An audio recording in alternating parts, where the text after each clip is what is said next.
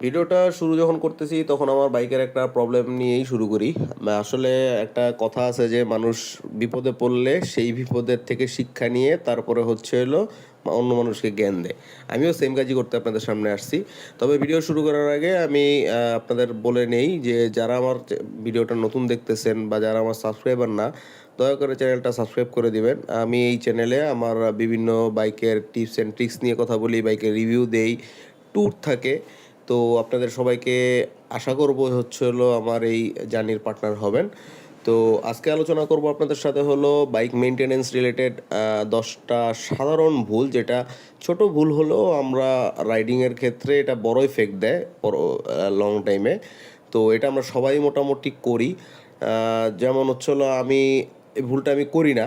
যেমন টায়ারের প্রেশার হচ্ছে হলো আমি ফিল যদি করি যে টায়ারের প্রেশার সমস্যা হচ্ছে, সেক্ষেত্রে আমি কিন্তু সমস্যা বলতে বলতে এই যে বাইক স্টার্ট নিচ্ছে না। আমার বাইকের ব্যাটারি ডাউন হয়ে গেছে, ব্যাটারিটা চার্জ দেওয়া লাগবে।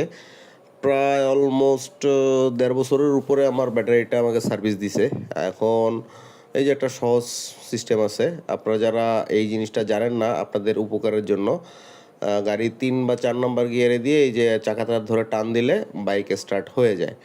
সো এটা একটা যাদের বাইকে হচ্ছে হলো কিক নাই, তাদের জন্য এটা একটা টিপস বলতে পারেন, প্র্যাকটিক্যাল টিপস আপনাদের জন্য।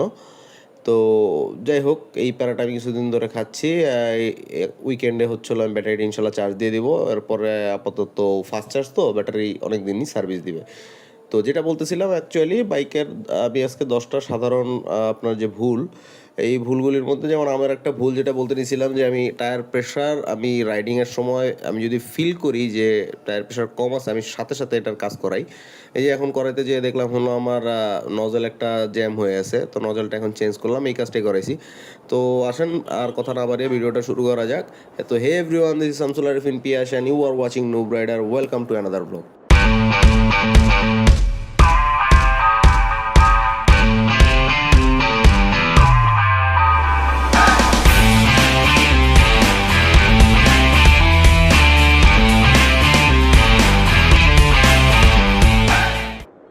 তো ভুলগুলির মধ্যে সবচেয়ে কমন ভুল আমরা যেটা করি, আমরা ভুল ইঞ্জিন অয়েল ব্যবহার করি।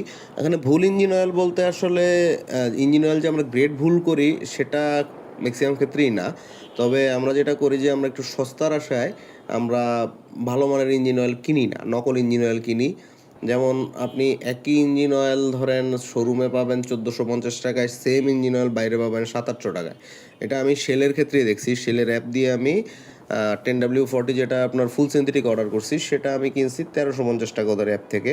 সেই জিনিসই আমাদের এলাকার এক দোকানে বিক্রি করে 750 টাকায়। তো 100-200-300 টাকা এদিক সেদিক মানা যায়, 750 টাকা আমাকে আমাকে 100% জেনুইন দিবে এটা আমি বিশ্বাস করি না। তো এটা দেখা গেছে। আরেকটা যেমন রিসেন্ট একটা ঘটনা ঘটছে যে বিভিন্ন ব্র্যান্ডের ইঞ্জিন অয়েল যে ডুপ্লিকেট বানায়, এটা খবরে দেখলাম। তো ওইখান থেকে দেখলাম যে এটা মতুলের যেমন হচ্ছিল বাংলাদেশে অফিসিয়াল খুব সম্ভবত কোনো ডিস্ট্রিবিউটর নাই।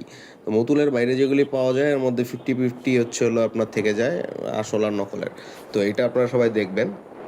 2 নম্বর বিষয় যদি বলি, আপনার চেইন লুব্রিকেশন। আমি আমার সাথে অনেকেই দেখছি চেইন লুব্রিকেশন করে না, এবং আমি যে চেইন লুপ ঘন ঘন কিনি বা আমি চেইনকে নিয়মিত লুপ করাই, এই জিনিসটা অনেকে হাসাহাসি করে। তো চেইনের লাইফ বাড়াইতে হইলে এবং রাইডিং এক্সপিরিয়েন্স ভালো পাইতে হইলে, চেইন থেকে আওয়াজ না আসতে হইলে চেইনে লুব্রিকেট আপনাকে করতেই হবে। এখন লুব্রিকেট আপনি কত দাম দিয়ে কিনতেছেন, কত ভালোটা কিনতেছেন, কত ভালো গ্রেডের কিনতেছেন, এটার উপর ডিপেন্ড করে আপনি কত কিলো চালাইতে পারবেন। যেমন আমি যেটা ইউজ করি সেটা দিয়ে 2 থেকে 250 কিলো খুব ভালো মতোই সার্ভিস দেয়। এটা আপনি 100 কিলো পর পর চেক করলেই হয়ে যায়। আবার কিছু ইঞ্জিন লুব্রিকেন্ট পাবেন যেটা 500-600 কিলো আপনাকে খুব ভালো সার্ভিস দিবে। সো এটা খুবই ইম্পর্টেন্ট। 3 নম্বর যেটা আমি মাত্র করলাম, টায়ার প্রেশার চেক করতে যে আমার সমস্যা পাইলাম। টায়ার প্রেশার কমও ভালো না, বেশিও ভালো না। বেশি হলে রাস্তায় গ্রিপ করবে না, ব্রেক ধরবে না।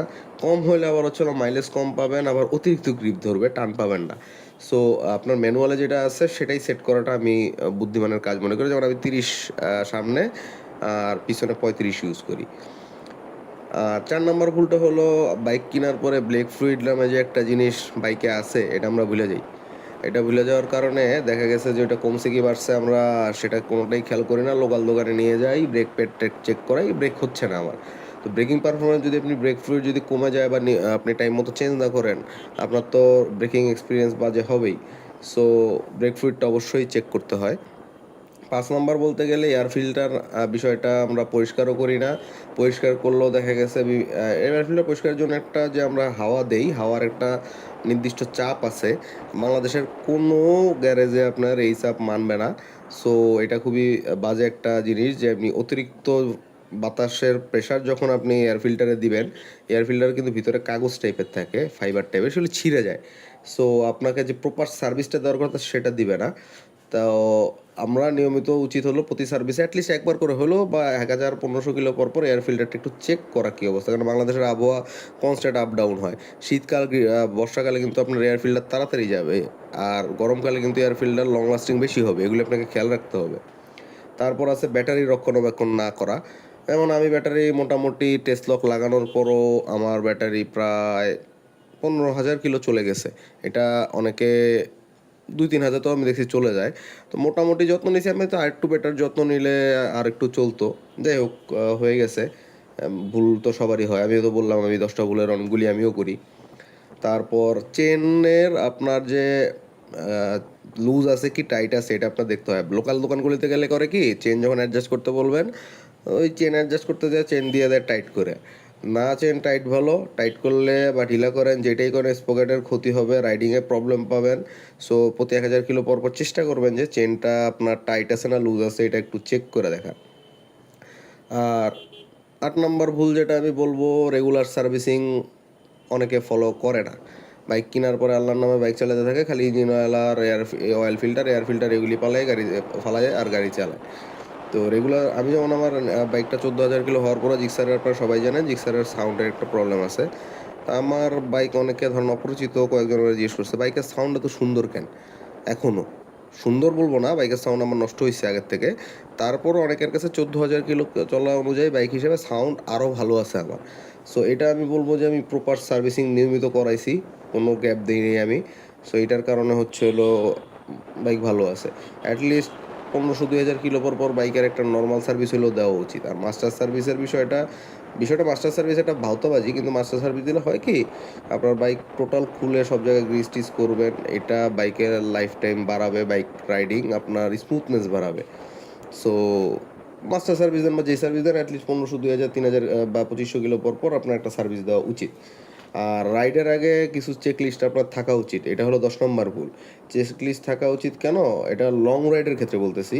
টায়ার প্রেশার, ব্রেক লাইট জ্বলে কিনা, লাইট সামনের হেডলাইট জ্বলে কিনা, আপনার ইন্ডিকেটর জ্বলতেছে কিনা, হর্ন কাজ করতেছে কিনা, চেনের লুব্রিকেশন আছে কিনা, এগুলি লং রাইডের ক্ষেত্রে বিশেষভাবে দেখবেন। আর যদি লং রাইড নাও হয়, নর্মাল রাইডের ক্ষেত্রে এগুলো অবশ্যই আপনাকে দেখতে হবে। তো এই ছিল বাইকের 10টা মেনটেনেন্সের ভুল।